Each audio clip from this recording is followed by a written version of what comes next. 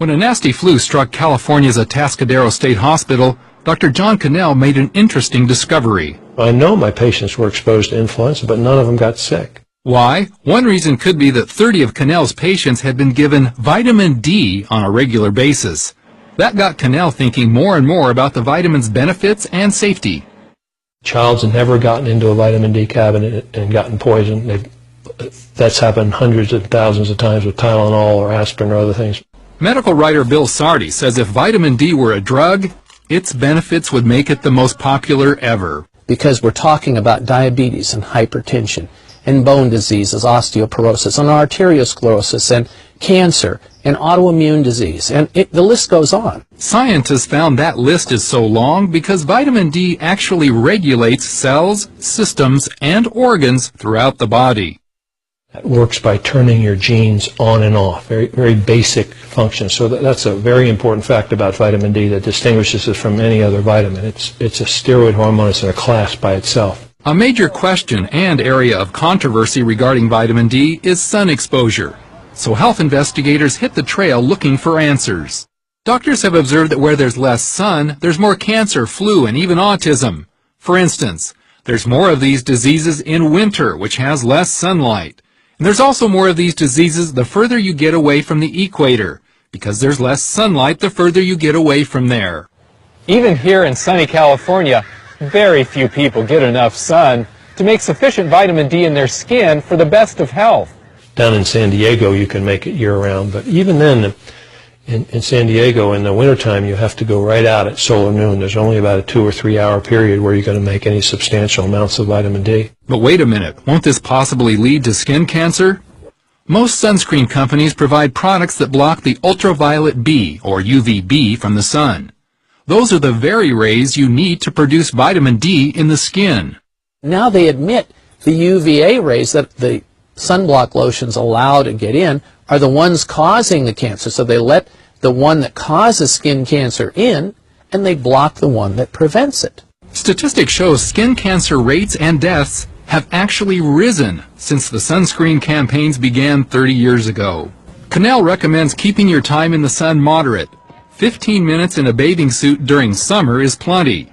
You don't want to age your skin or cause damage from a sunburn. Not everyone agrees.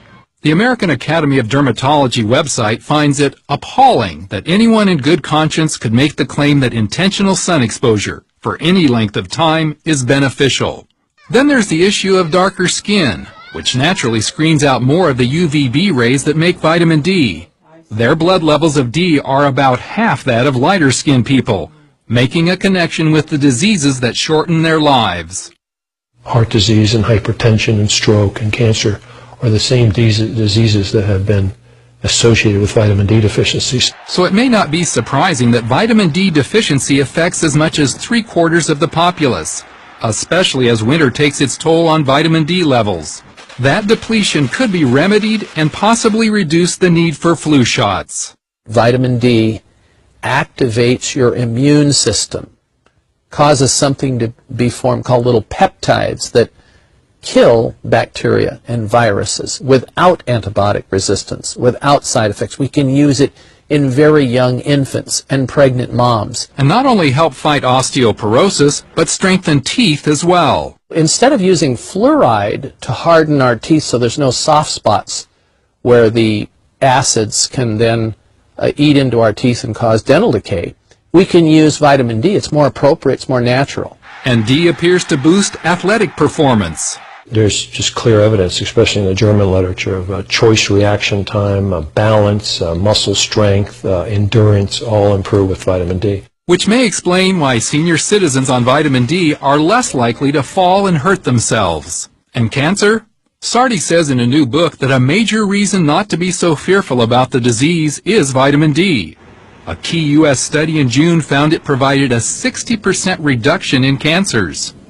Canadian Cancer Society immediately told all of their citizens, begin supplementing with at least 1,000 units of vitamin D. American Cancer Society, mum's the word. In fact, here is video of how vitamin D helps zap cancer cells, like the one to the right of the arrow.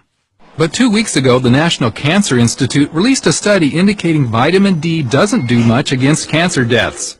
NCI normally prefers the type of study done in June, but Cannell says this new study fits their bias against vitamin D. Even at that, the new study did show the vitamin's effect on the number 2 cancer killer. The people with the highest levels had 4 times less colon cancer than the people with the lowest levels. I think that's pretty important. So what's the best way for you to get the vitamin D you need? Not from food. Even fortified milk provides so little that it's trivial. Taking supplements is a far more predictable source than sunbathing, and the only source in winter for millions. Experts suggest the best daily intake is at least 2,000 units for most kids and 4,000 for most adults. Yet the government recommends only 200 to 600 units depending on your age. Just the whole thing, when you think about it, is just patently absurd. And the government's been recommending this now for 10 years, and they refuse to change they refuse to even look at the science. Cannell says he and his wife have taken as much as several 100,000 units for a few days when fighting off colds or flu. His usual daily dose is 5,000 units, a dozen times what the government recommends for him. He finds it a religious connection. Here the Lord is saying that there's a system that makes this much vitamin D this quickly, thousands of units a day from sun exposure. And here's a government over here saying you only need a couple of 100 units a day. So you can sort of ask yourself, who do you want to believe? God or the government? Galen Tethrow, CBN News.